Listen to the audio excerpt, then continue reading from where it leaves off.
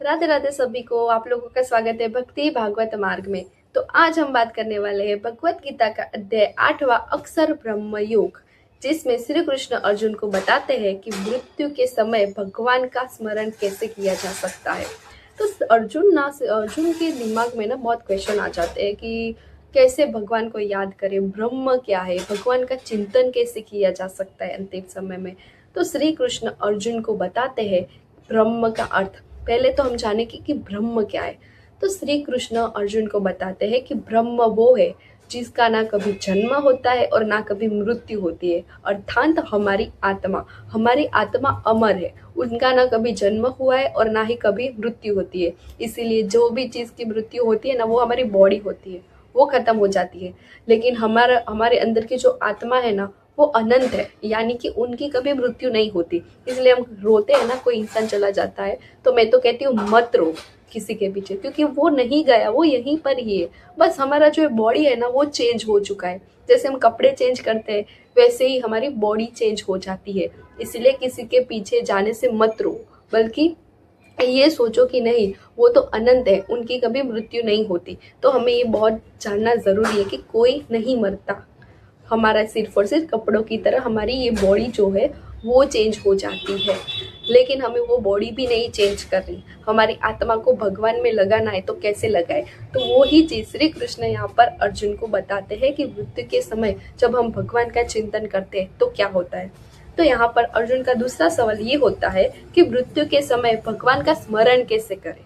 चलो, आपने ये तो बता दिया कि हमारी आत्मा ना कभी जन्म लेती है ना कभी मृत्यु ले करती है, लेकिन हमें उस टाइम हमारी जो बॉडी है उसको चेंज नहीं करना।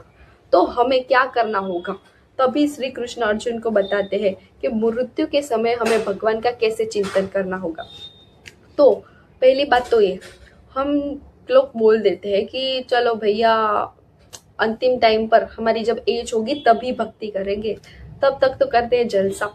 पर ऐसा नहीं होता। अगर हमने पहले से ही भगवान को याद किया, तभी जाकर हम हमारे अंतिम समय पर ही भगवान को याद कर पाएंगे। वरना पूरी जिंदगी हमने बहुत जलसे किए, मजे किए, तो हम भगवान को याद नहीं कर पाएंगे। ये सब दिखता इजी है पर है नहीं। तो कई लोग बोलते भी हो कि नहीं, हम याद करें, इसमें क्या है, भगवान को याद करना है। अरे क्या है भैया, बहुत कुछ है, नहीं कर पाओगे आप, देख लेना। अगर आप अभी से इतने ईगो में है ना कि नहीं, हम अंतिम समय पर भगवान को याद कर ही लेंगे, तो वो पॉसिबल ही नहीं है। क्यों पॉसिबल नहीं है पता है? क्योंकि आपने पूरे जीवन भगवान को तो याद किया नहीं। अभी आप अंतिम समय पर बोल रहे हो कि हम भगवान को याद कर लेंगे, तो कैसे होगा? बिल्कुल भी नहीं होगा। अगर आपको अंतिम समय में भगवान का स्मरण करना है, तो आपको अभी से ही भगवान का नाम जप करना शुरू करना होगा, अच्छे कर्म करना शुरू करना होगा। तभी जाकर हम अंत में भगवान का स्मरण कर पाएंगे। तो यहाँ पर श्री कृष्ण अर्जुन को ये बताते हैं, अगर मृत्यु के समय मेरा स्मरण करना है तो तुम्हें पूरे जीवन मेरे शरण में रहना होगा। जब तुम मेरे शरण में आओगे तभी तुम अंत में मुझे प्राप्त कर पाओगे। और यहाँ पर अर्जुन का तीसरा क्वेश्चन है कि अंतिम समय का हमारा भाव कैसा होना चाहिए। चलो, हमने नाम शुरू कर दिया, हमें हमें भाव कैसा प्रकट करना है अंत में, कि हम कैसे भाव रखने चाहिए कि हमें हमारे भगवान से मिलने हो। तो साची बताओ, मेरा भाव कैसा है कि मैंने तो सोचा है कि भैया, मेरा जब अंतिम समय आएगा ना, तो मुझे ना मेरे राधा रानी, मेरे श्री कृष्ण मुझे मिलने आने चाहिए, मुझे लेने आने चाहिए। मुझे यमराज के साथ नहीं जाना, मुझे मेरे राधा रानी श्री कृष्ण के साथ जाना है, उनके परम धाम में जाना है तो ही भैया, वरना मुझे नहीं जाना किसी के साथ। तो हमें ना हमारे अंत समय में वो भाव रखना होगा कि आप जिनको भी मानते हो, मैं राधा कृष्ण को ज्यादा मानती हूँ, तो मेरा तो यही भाव है कि वो ही मुझे लेने आने चाहिए, मुझे और किसी के साथ नहीं जाना, और कोई मुझे छू भी नहीं सकता। तो आपको भी ऐसे ही भाव रखने होंगे कि आप जिनको भी मान रहे हो वो हमें लेने आने चाहिए, वो भगवान हमें उनके साथ ले। तो ये भाव रखना चाहिए। ये भाव आएगा ना, तो साची बताऊँ ना, आप बहुत ही चेंज हो जाओगे। मतलब कि आपको भक्ति में इंटरेस्ट पड़ेगा ना, तभी जाकर ये भाव आएगा। क्यों आएगा? क्योंकि आपको पता है कि नहीं, मैंने मैंने नाम लिया है, मुझे मेरे भगवान से आप कनेक्ट होते जाओगे।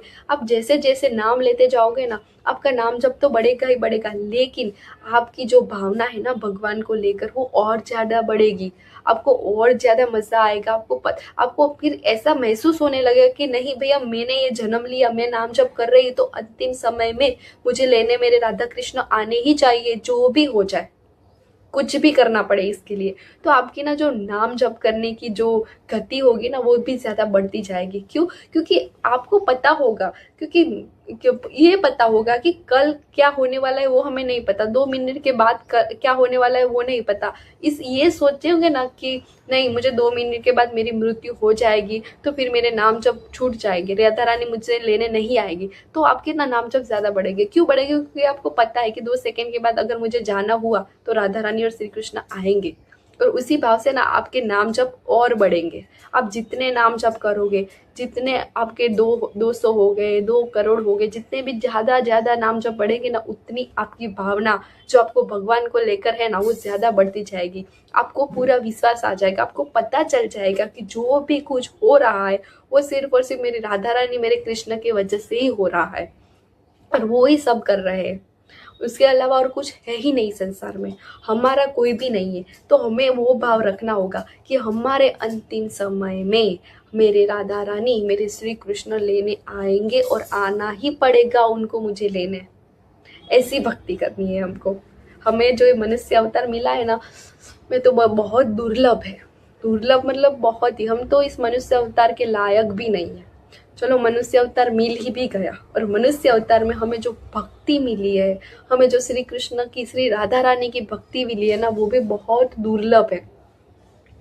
मतलब हम ऐसे इंसान है ही नहीं कि हमें भगवान की भक्ति मिले। हमने कितने पाप किए, न जाने कितनों का दिल दुखाया है, न जाने कितने पशु पंखी वो को गलती से भी मारा है। तो साची बताओ, फिर भी आपको भगवान की आप पर कृपा हुई, आपको थोड़ी सी भक्ति दे दी, तो मतलब अब मैं क्या ही बोलूं, मैं भगवान से और कुछ मांग ही नहीं सकती। जब से मुझे पता चला है ना कि भगवान ने मेरे अंदर भक्ति प्रकट की है, तब से ना मैं चुप हो गई हूँ। तब से ना मैंने भगवान से मांगना ही बंद कर दिया है कि भगवान, इस जन्म में, इस मनुष्य अवतार में न जाने मैंने कितने सारे जन्म लिए होंगे, इसके बाद जो मुझे मनुष्य अवतार मिला है उसमें भी आपने मुझे भक्ति दे दी। मुझे और कुछ नहीं चाहिए, कुछ भी नहीं चाहिए। क्योंकि भक्ति मिलना बहुत दुर्लभ बात है। थोड़ी सी मिली है ना, तो उसका बहुत फायदा उठाओ। भक्ति में अंत में तो भगवान मिलते ही है, 110% भगवान मिलते ही है। तो हमें कैसी भक्ति करनी है पता है? बहुत बहुत अच्छी भक्ति करनी है। यानी कि हमारी भक्ति में हमें सेवा भी करनी है, अच्छे कर्म भी करने हैं, और भगवान का चिंतन करना है। तभी जाकर हमारे अंतिम समय में भगवान को प्राप्त करने का भाव आएगा। ऐसा भाव आएगा कि मुझे मेरे राधा रानी श्री कृष्ण उनको ही मुझे लेने आना पड़ेगा, ऐसा भाव प्रकट होगा। तो ये जरूर याद रखना, हमें कैसा भाव रखना है कि मेरे समय में यमराज नहीं, बल्कि मेरी राधा रानी और मेरे श्री कृष्ण हमें लेने आए। हमें बिल्कुल वैसा भाव रखना है। और अर्जुन 5वां क्वेश्चन ये पूछते हैं कि भक्ति के कौन से मार्ग है, कौन से मार्ग में हम जाएंगे तो हमें मृत्यु प्राप्त होगी, हमें मोक्ष प्राप्त होगा। तो अर्जुन को श्री कृष्ण बताते हैं कि देवयान मार्ग, जिसमें तुम्हें मोक्ष प्राप्त होगा। हमें मोक्ष की प्राप्ति देवयान मार्ग में होगी। और दूसरा मार्ग है पितृयान मार्ग, यानी कि हमें फिर से इस संसार में वापिस आना पड़ेगा, फिर से